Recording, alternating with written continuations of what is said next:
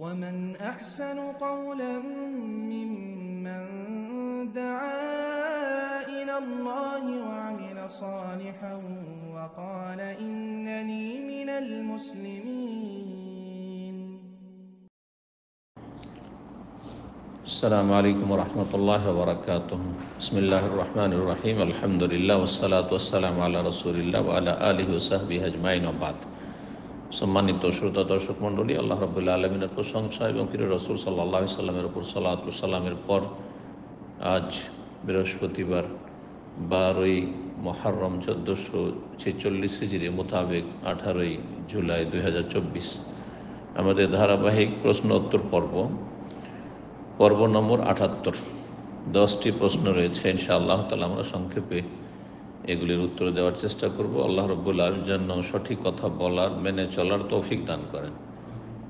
প্রথম প্রশ্ন করেছেন, আসসালামু আলাইকুম শাইখ। ওয়ালাইকুম সালাম ওয়া রাহমাতুল্লাহ। বদর যুদ্ধে অংশগ্রহণকারীদের ব্যাপারে আল্লাহ বলেছেন, তোমরা যা খুশি করো, তোমাদেরকে মাফ করে দিয়েছি। এখন কোন আলেম বলেন আল্লাহ জানতেন ওনারা গুনাহ করবেন না, আর তাই এরকম কথা বলেছেন। অথচ সাহাবীদের ইতিহাস দেখলে দেখা যায় বদরের কোন সাহাবী গুনাহে লিপ্ত হয়েছে। তাহলে কিছু সাহাবী গুনাহে লিপ্ত হওয়া সত্ত্বেও আল্লাহ কেন অগ্রিম মাফ করে দিয়েছেন? আল্লাহ রাব্বুল আলামিন সম্পর্কে কেন প্রশ্ন? এটি বড়ই সুউল আদব মা আল্লাহ, আল্লাহর সাথে বেয়াদবি। কোরআনে কারীমে আল্লাহ ইরশাদ করেছে, লা ইউসালু আম্মা ইয়াফআলু ওয়া হুম ইউসালুন। আল্লাহ যা কিছু করছেন তার সৃষ্টির ক্ষেত্রে, কাউকে উন্নতি কাউকে অবনতি, খারাপ কি আল্লাহ বেশি দিচ্ছেন দুনিয়ার ভোগের সামগ্রী, আর মন্দকে ভালোকে কম দিচ্ছেন বা দিচ্ছেন না, বিপদগ্রস্ত করছেন। তো আপনি দুনিয়াকে বদলার জগৎ মনে করবেন, অথবা আল্লাহ রাব্বুল আলামিন কি আমার আপনার কাছে শোকজ করতে হবে, কারণ বয়ান করতে হবে? না, এটি বড়ই বেয়াদবি। তওবা করুন। ওয়াহুম ইউসালুন, তবে বান্দাদেরকে আল্লাহ সৃষ্টি করেছেন আল্লাহ ইবাদতের জন্য, তারা জিজ্ঞাসিত হবে, তাদেরকে জিজ্ঞাসা আল্লাহ করবেন। কিন্তু এখানে বলি এই প্রশ্নের উত্তরে যে আল্লাহ রাব্বুল আলামিন বদরি সাহাবীদেরকে, যারা বদরে অংশ নিয়েছিলেন, তাদেরকে বলেছেন এ মালু মা শিতুম, তোমরা যা চাও আমল করো, কদ গাফারতু লাকুম, আমি তোমাদের ক্ষমা করে দিলাম। অগ্রিম আল্লাহ ঘোষণা করেছেন। অথচ তাদের হায়াতের দীর্ঘ সময় অনেকের বাকি ছিল, বিভিন্ন সময় তারা দুনিয়া থেকে বিদায় নিয়েছেন, আল্লাহ ঘোষণা করেছেন। অথচ তাদের কেউ গুনাহে লিপ্ত হয়েছেন, কিন্তু আল্লাহ রাব্বুল আলামিন তো সব কিছু জানছেন।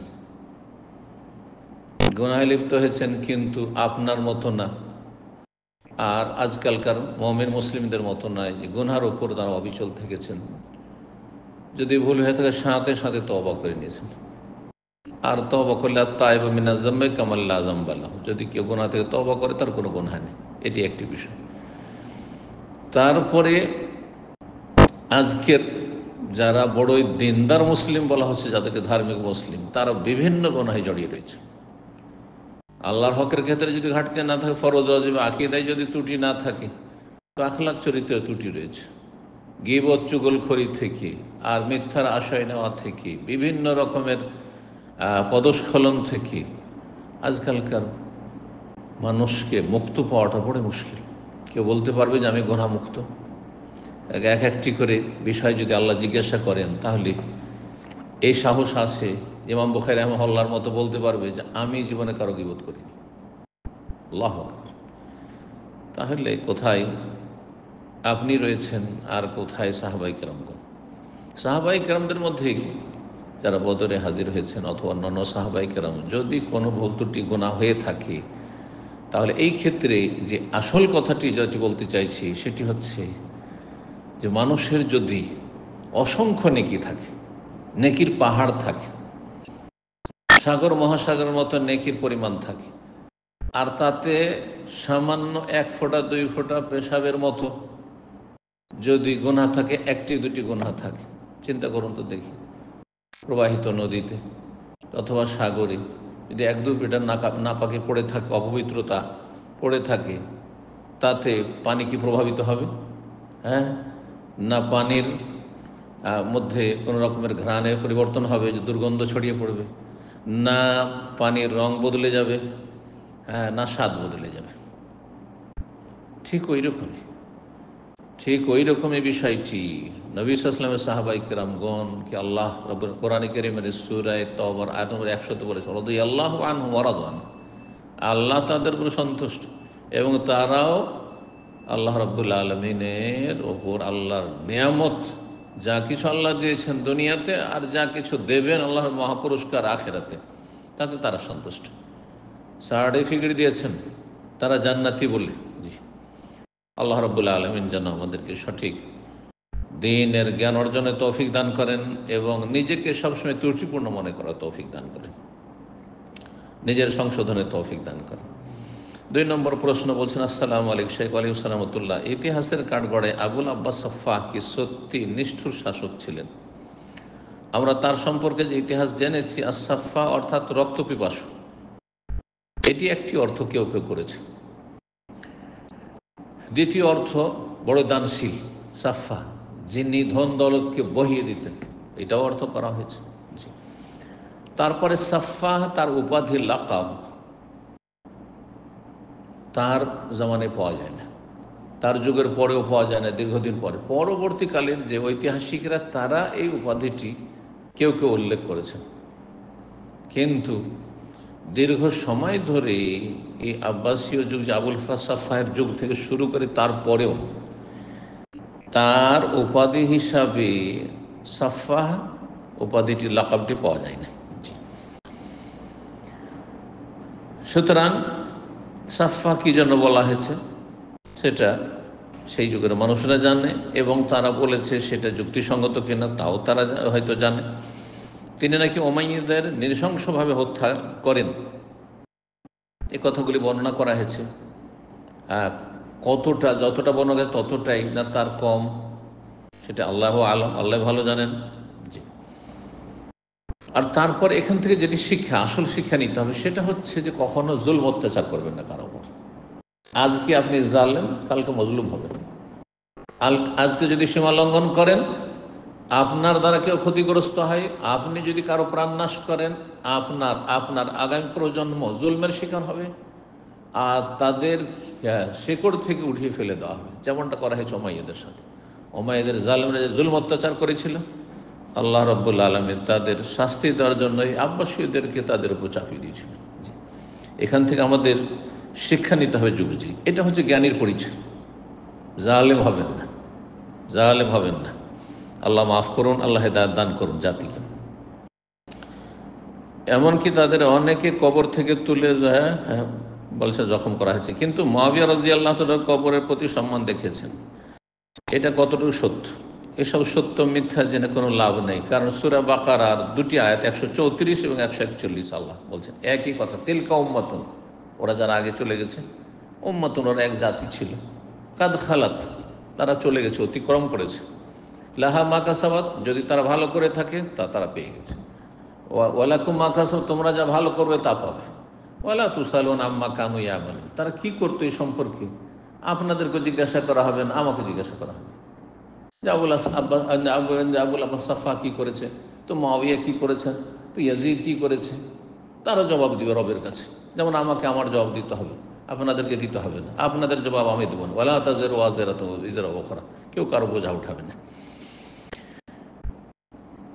এই আবুল আব্বাস, তার জন্ম 105 হিজরিতে, খেলাফত 132 হিজরিতে প্রথম আব্বাসীয়দের খেলাফত শুরু হয় আর উমাইয়াদের পতন হয়, আর 4 বছর তিনি খেলাফত করেন, শুধুমাত্র 4 বছর, 136 হিজরিতে তার ইন্তেকাল হয়।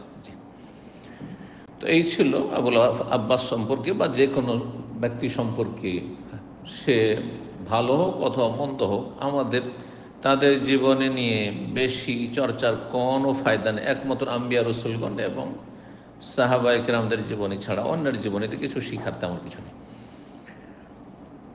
3 নম্বর প্রশ্ন বলছেন, আসসালামু আলাইকুম। এমন কিছু ছোট ছোট মাকরু আমল আছে যেগুলো একজন সাধারণ মানুষ করছে, অপরদিকে সেই আমলটা একজন আলেম করলে তার ব্যাপারে অনেকে সমালোচনা অপমান করছে, হারাম পর্যায়ে নিয়ে যাচ্ছে, এরা সীমা লঙ্ঘন করছে। শুধু তাই নয়, হারাম কাজ করলেও এতটা খারাপ হবে না, অথচ সেই আমলটা সম্পর্কে উভয় জানেন।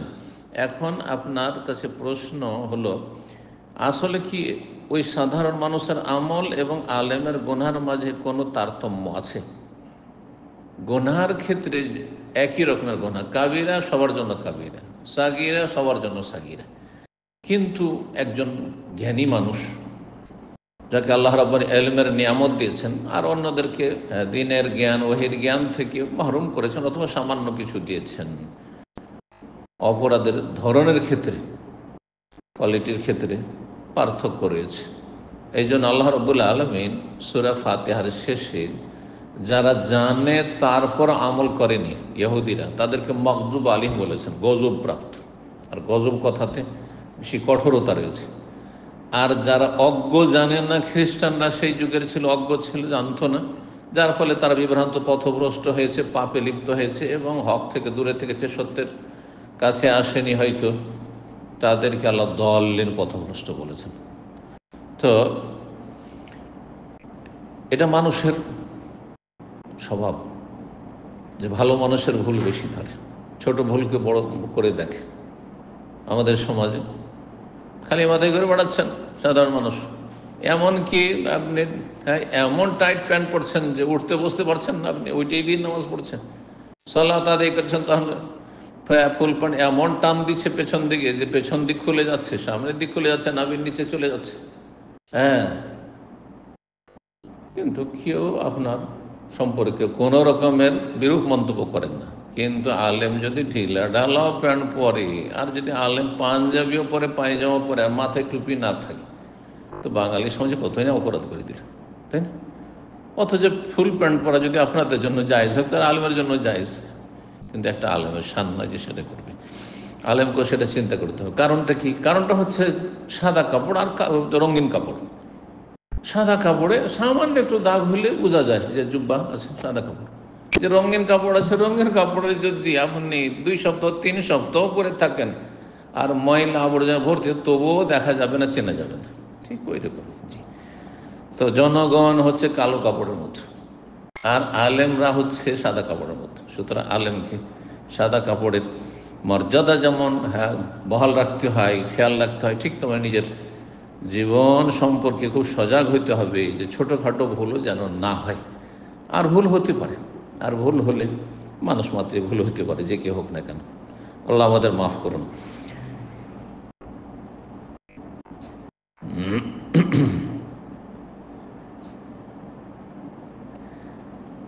এটা আরও জিজ্ঞাসা করেছেন যে যদি সাধারণ মানুষও সেই গুনাহ সম্পর্কে সম্যক জ্ঞাত আছে। হ্যাঁ, আপনার কথার উত্তর হয়ে গেছে।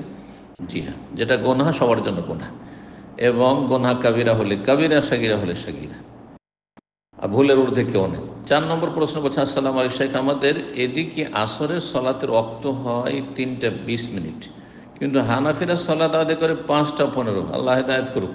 এদের সুন্নতের খেলাফ সলাত, আসরের সলাত আর ফজর বিশেষ করে ওয়াক্তের ক্ষেত্রে। এমন অবস্থায় করণীয় কি?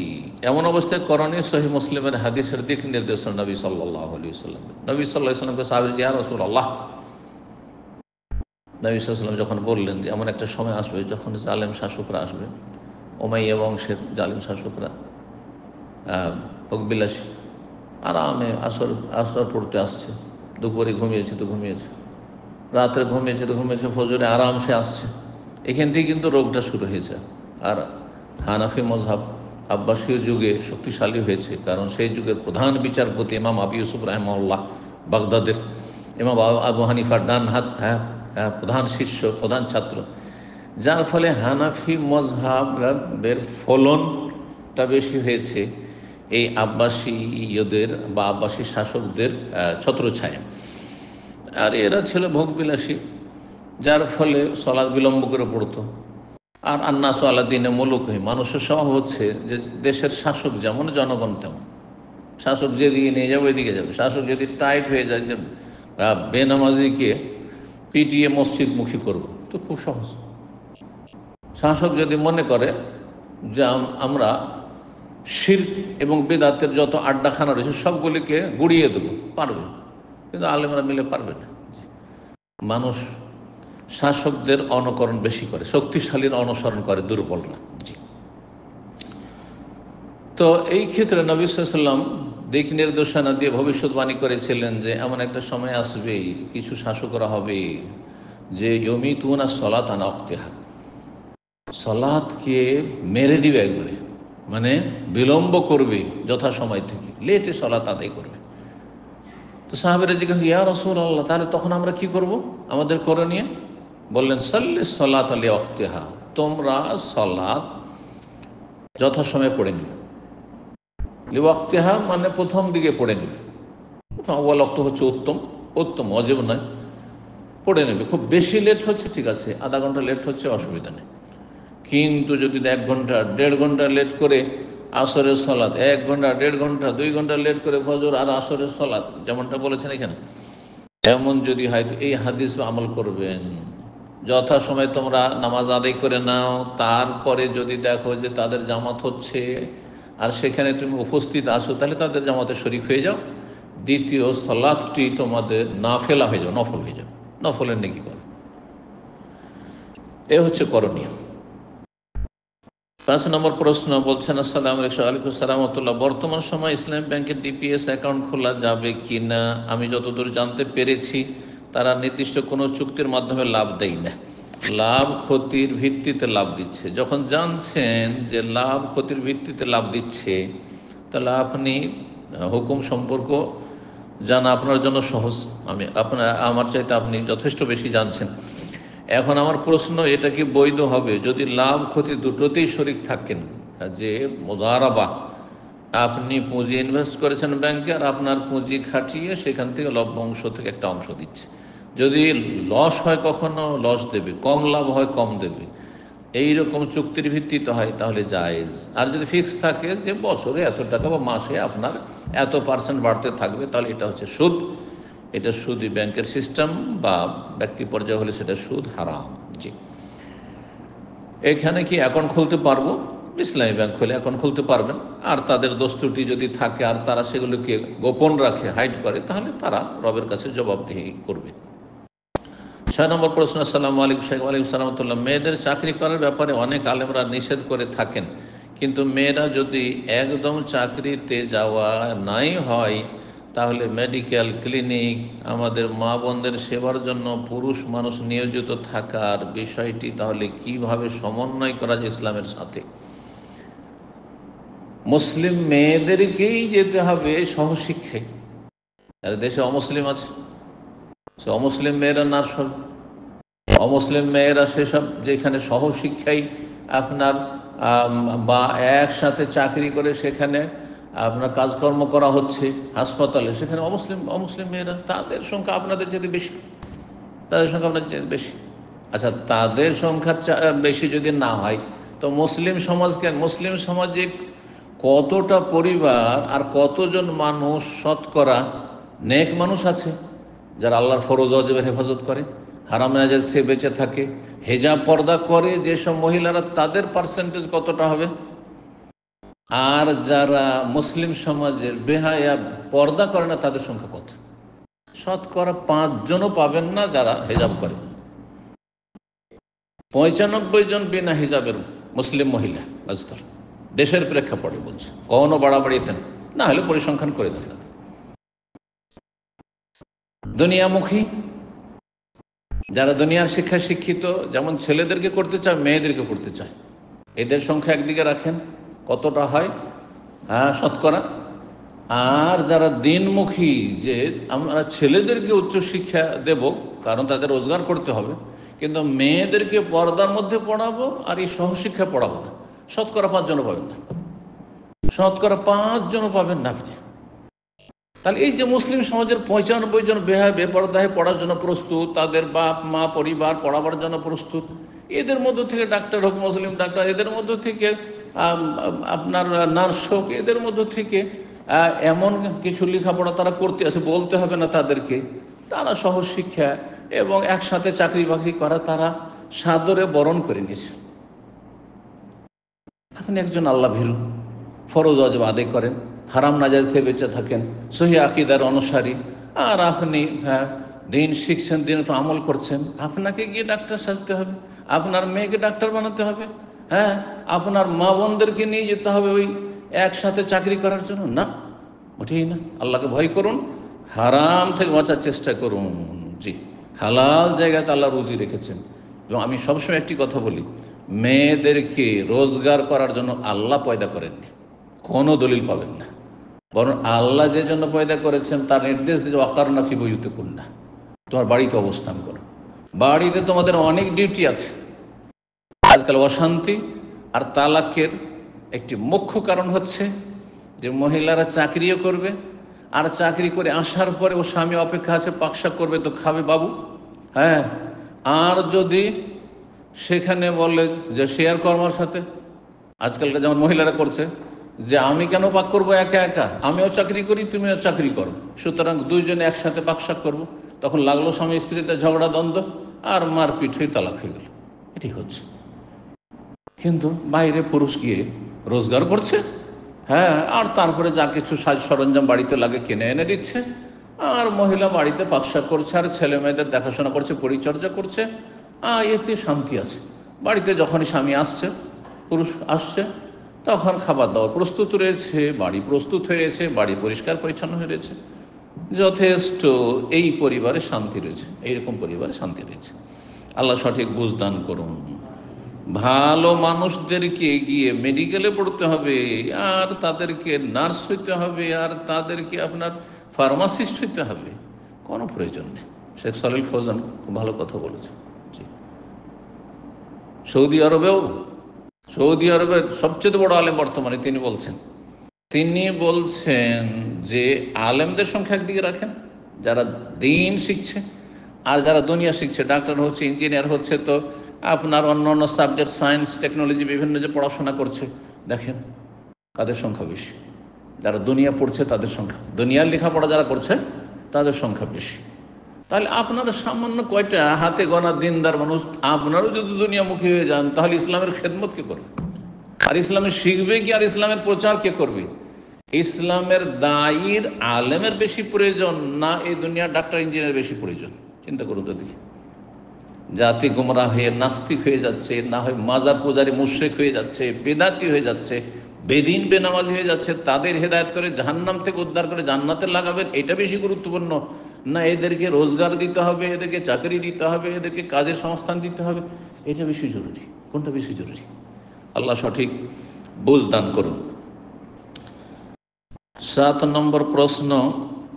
আসসালামু আলাইকুম শাইখ। ওয়ালাইকুম সালাম। মুসলিম দেশে কোনো মুসলিম ব্যক্তি কেবলমাত্র দুনিয়ার কামাইয়ের জন্য বা একটু বেশি সুখে থাকার জন্য কোনো কাফের রাষ্ট্রে স্থায়ীভাবে বসবাস করতে পারবে কি? এর জবাব বিভিন্ন সময় দিয়েছে। স্থায়ীভাবে মুসলিম দেশ থেকে গিয়ে অমুসলিম দেশে বসবাস করা যায় না, যদিও সেখানে রোজগার আপনার কম হোক, তবে ক্ষণস্থায়ী কিছুদিনের জন্য রোজগার করতে যাওয়া, এই ক্ষেত্রে মুসলিম দেশে সুযোগ আছে কিনা দেখতে হবে আগে। যদি দেখা যায় যে গালফে আরব দেশগুলিতে আমার বিদেশে প্রবাসে থেকে রোজগার করা যাচ্ছে, তাহলে আপনি কেন সিঙ্গাপুর যাবেন, কেন চায়না যাবেন, কেন অস্ট্রেলিয়া যাবেন, কেন নিউজিল্যান্ড যাবেন, আর ইউরোপ আমেরিকা যাবেন? আপনি যেখানে আপনার ইমান হারিয়ে দেওয়ার ভয় রয়েছে, বিশেষ করে সাধারণ মানুষদের তো ইমান হারিয়ে দেওয়ারই ভয় রয়েছে। 99% জন সেখানে গিয়ে ইমান হারিয়ে দিচ্ছে, একজন ইমান নিয়ে ফিরতে পারছে কিনা আল্লাহ হেফাজত করুন। তো এই জন্য মুসলিম দেশে অল্প উপার্জনও যদি থাকে, তবু সেখানে আপনি রোজগার করবেন। আর মুসলিম দেশে আল্লাহ যখন আপনাকে সৃষ্টি করেছেন, মুসলিম দেশেই থাকবেন। যারা নিরুপায়, কাফের দেশেই জন্ম হয়েছে, আর কোনো মুসলিম দেশে নাগরিকত্ব পাচ্ছে না, তাহলে তাদের বিষয়টি ভিন্ন রয়েছে। তখন দেখবে যে দুটো কাফের দেশ, এটাও কাফের দেশ, অমুসলিম দেশ, এটা অমুসলিম দেশ, এই দুটোর মধ্যে কোনটা আমার জন্য ইমান ইসলামের জন্য বেশি উত্তম হবে এবং নিরাপদ হবে, সেটাকে চয়েস করবে। জি। তারপরে বলছেন যে আর যারা কাজের জন্য কয়েক বছরের জন্য গেছে, তারা যদি সেখানে মৃত্যুবরণ করেন তাহলে কি তারা আল্লাহর বিচার আওতায় আসবেন? যারা অস্থায়ী কাজের জন্য গেছেন প্রয়োজনে যেতে পারবে, সেটা হয়তো হালকা বিষয়। যদি সেখানে গিয়ে তার ইমান ইসলাম টিকিয়ে রাখে, সালাত টিকিয়ে রাখে, মসজিদ আছে, জুমা হচ্ছে, জামাত হচ্ছে, তাহলে। আর যেখানে জুমা নেই, জামাত নেই, অমুসলিম দেশে, সেখানে বসবাস করা কোনো মুসলিমের জন্য যায় না। এমন জায়গা আছে চায়নায় গিয়ে, ইউরোপ আমেরিকাতে গিয়ে আছে, বলছে যে জুমা মসজিদও নাই আর নামাজও হয় না, আজানও শুনতে পাই না। এমন জায়গায় কোনো মুসলিম ছাত্র হোক অথবা কর্মজীবী হোক, চাকরিজীবী হোক, একদিনের জন্য থাকা জায়েজ নাই। সেখানে শয়তান বসবাস করছে, সেখানে শয়তানের ইল্লা ইকাদ ইস্তাহওয়াজ আলিহু শেখ হাদিস রয়েছে।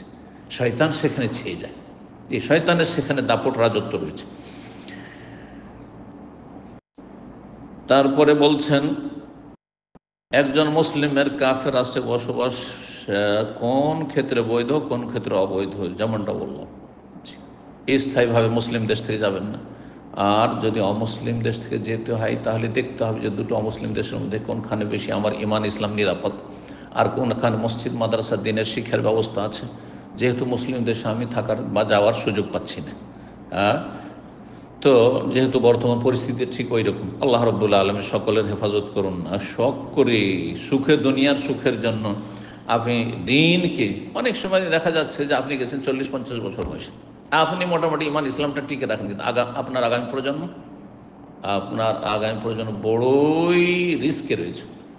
অধিকাংশদের নিউ জেনারেশন, আগামী প্রজন্মগুলো যারা নতুন, এরা বেদিন হয়ে যাচ্ছে, হয় সরাসরি খ্রিস্টান হয়ে যাচ্ছে, না হলে নাস্তিক হয়ে যাচ্ছে। খ্রিস্টান যদি না হয় নাস্তিক হয়, বেদিন হয়ে যায়। না নামাজ, না রোজা, না হজ, না জাকাত, না ফরজ, না ওয়াজিব, হালাল না হারাম, মদে ডুবে আছে, মদ খাচ্ছে, জেনা ব্যভিচার, গার্লফ্রেন্ডে ঘুরছে, তাহলে এইসব পশুর জীবন, পশুর জীবন। আপনি এই জীবনের জন্য আপনার ছেলে মেয়েকে নিয়ে কাফের দেশে গিয়েছেন, আল্লাহ হেফাজত করুন। জি, মুসলিম দেশে আল্লাহ রাব্বুল আলামিন আমাদের জন্য থাকার সুব্যবস্থা করুন এবং আল্লাহ আমাদের রাস্তাকে প্রশস্ত করুন। জি, শান্তি প্রতিষ্ঠা করুন, শান্তিকে আল্লাহ বহাল রাখুন মুসলিম দেশে। 8 নম্বর প্রশ্ন। আসসালামু আলাইকুম শেখ, আমি হাবিবুর রহমান চাপাই নবাবগঞ্জ বাংলাদেশ থেকে। প্রশ্ন, জোহর এবং আসরের নামাজে ইমামের সাথে আমি মুক্তাদি সূরা ফাতিহার সাথে অন্য সূরা মিলিয়ে পড়ব কি না? পড়তে পারবেন। অধিকাংশ ওলামারা বলছেন যে মুক্তাদিরা শুধু সূরা ফাতিহা পড়ে প্রথম দ্বিতীয় রাকাতেও, কিন্তু যদি কেউ পড়ে তো হাদিস দ্বারা প্রমাণিত।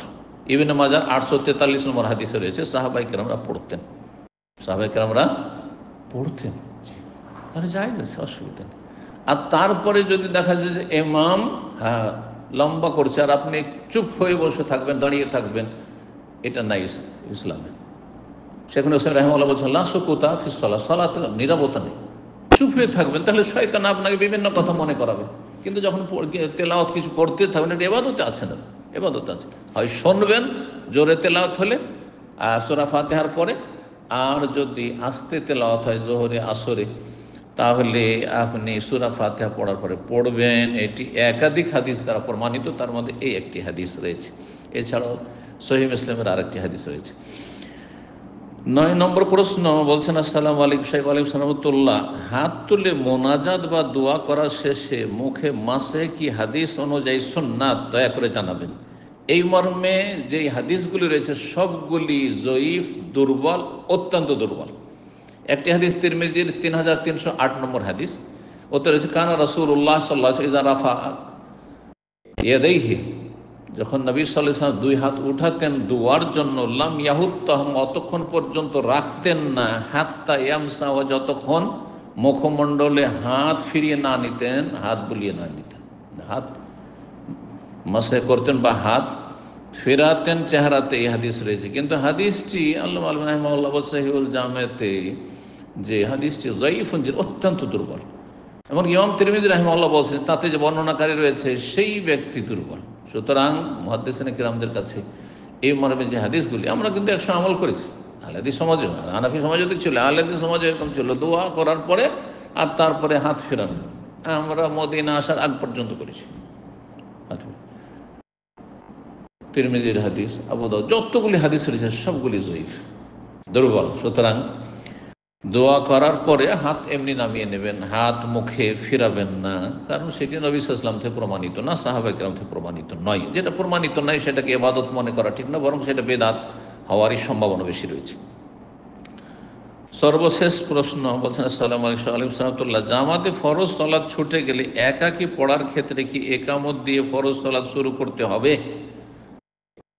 গত সপ্তাহে একটি উত্তর দিয়েছি যে জামাতে যখন সালাত আদায় করবে